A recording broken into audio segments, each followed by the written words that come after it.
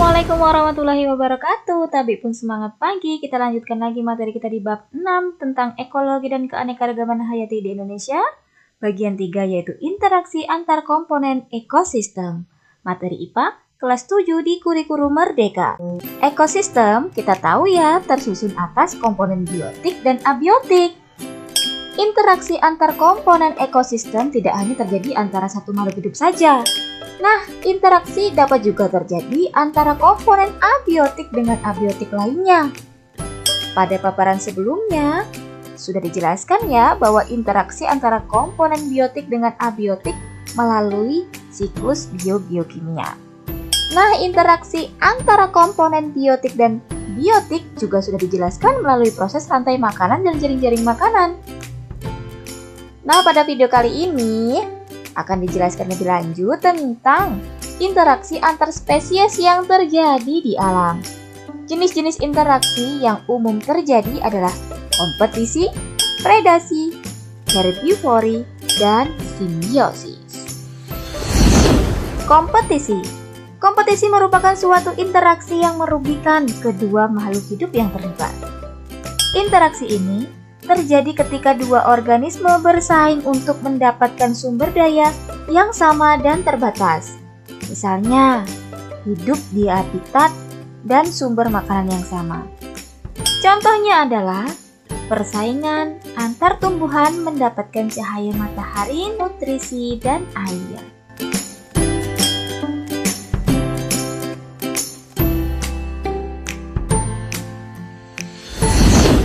Predasi mengacu pada hubungan yang menguntungkan terhadap satu pihak, sedangkan pihak lain mengalami kerugian.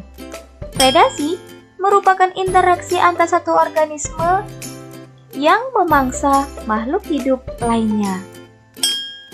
Contohnya adalah burung yang memangsa belalang.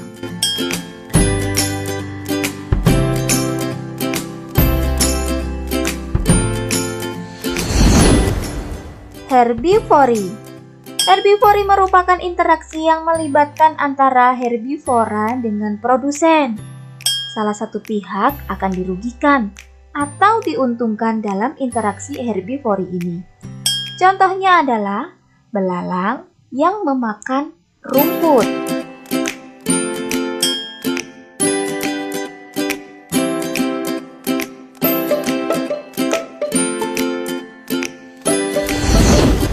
Simbiosis. Dalam ruang lingkup ini mempelajari tentang hubungan erat antar populasi yang menempati habitat yang sama. Simbiosis dapat dibagi menjadi 3, yaitu simbiosis parasitisme, simbiosis mutualisme, dan simbiosis komensalisme. Simbiosis parasitisme adalah hubungan ketika salah satu organisme yang disebut dengan parasit mendapatkan keuntungan, sedangkan organisme lain yang disebut inang dirugikan. Contohnya adalah benalu yang hidup di pohon serta cacing perut pada tubuh manusia.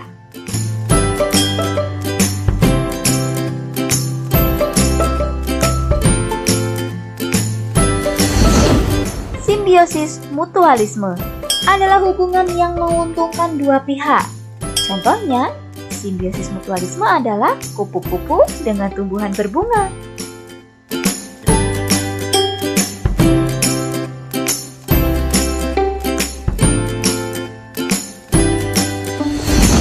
Simbiosis komensalisme adalah hubungan yang menguntungkan salah satu pihak tetapi pihak lainnya tidak mendapatkan keuntungan atau kerugian.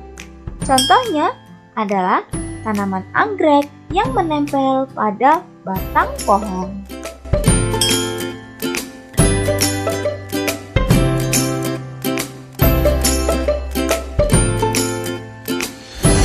Hari ini kita akan membahas tentang keseimbangan ekosistem.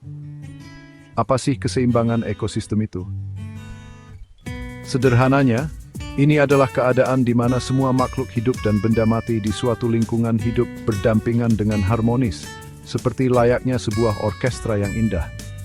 Keren kan? Tapi menjaga keseimbangan ini tidak mudah loh. Ada faktor alam seperti bencana alam dan perubahan iklim yang bisa mengganggu keseimbangan ini. Tapi, aktivitas manusia juga punya peran besar. Bayangkan, penebangan hutan secara liar, pembangunan gedung-gedung di tempat yang dulunya hutan, polusi udara, air dan tanah, penggunaan sumber daya alam secara berlebihan, dan masuknya spesies asing ke ekosistem baru. Semua ini bisa merusak keseimbangan ekosistem. Contohnya di Jakarta, polusi udara dan banjir bisa terjadi karena keseimbangan ekosistemnya terganggu. Tapi ada kabar baiknya, kita bisa membuat perubahan positif. Caranya? Langkah-langkah sederhana seperti menanam pohon, memilah dan mendaur ulang sampah, menggunakan energi terbarukan seperti matahari, air, dan angin, dan ikut serta dalam kegiatan pelestarian lingkungan bisa sangat membantu. Selain itu, kebijakan yang mendukung kehidupan berkelanjutan juga sangat penting.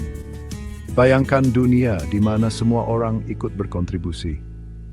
Dengan melakukan hal-hal tersebut, kita bisa menjaga keseimbangan ekosistem kita. Ini tentang membuat pilihan yang lebih bijak dan memahami bahwa setiap tindakan kecil itu berarti.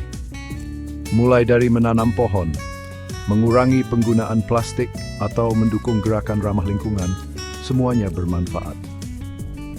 Jadi lain kali kalau kalian melihat sampah berserakan, jangan diabaikan begitu saja. Setiap tindakan kecil bisa menghasilkan perubahan besar. Ayo kita jaga keseimbangan ekosistem kita agar tetap lestari.